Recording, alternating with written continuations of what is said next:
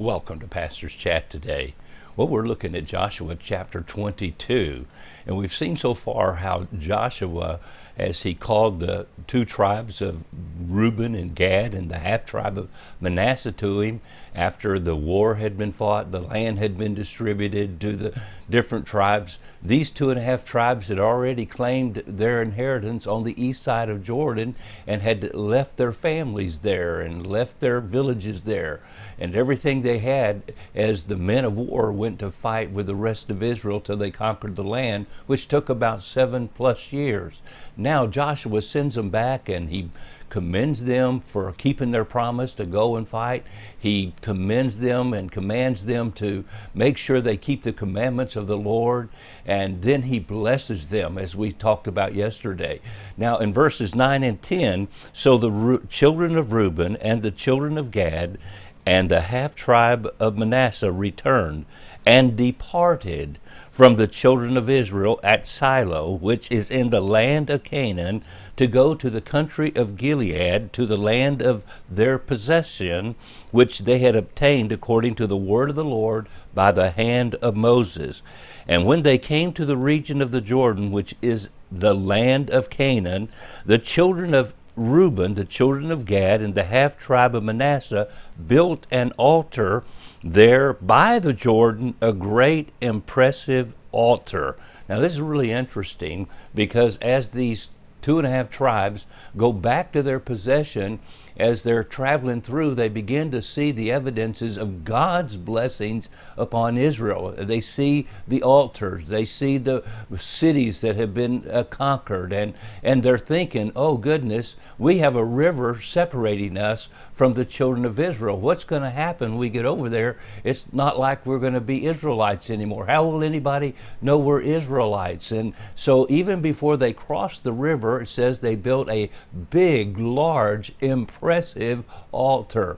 And this is so interesting, has so many applications for us, because first we have already learned that these 2.5 tribes are what we might call borderline Christians.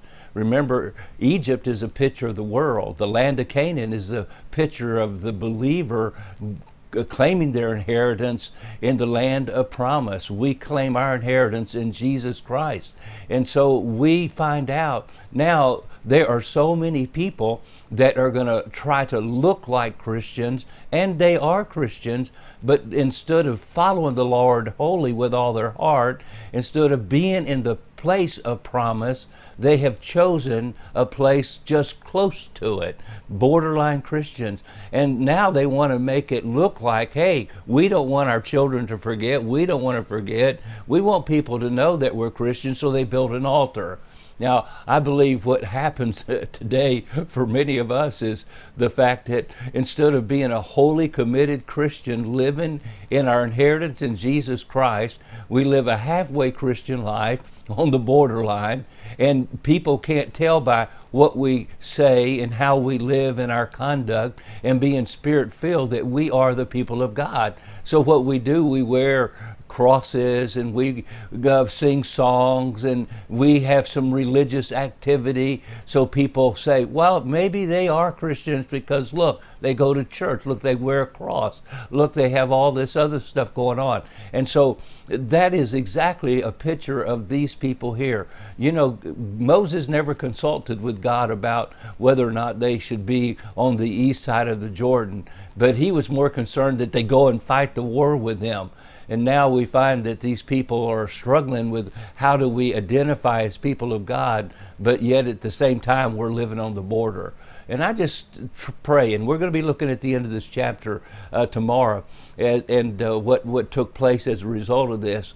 But I just pray today that we would say, hey, by the grace of God, I want to commit to be a believer that wholly follows the Lord with all my heart. Not a borderline Christian, not putting on an act, making it look like I'm a wholly committed Christian, but that I truly am from all my heart. And I give this to my children and my grandchildren, and you'll see that this is exactly what God demands and wants us to do. Well, God bless you, and I trust that you have a wonderful, wonderful day.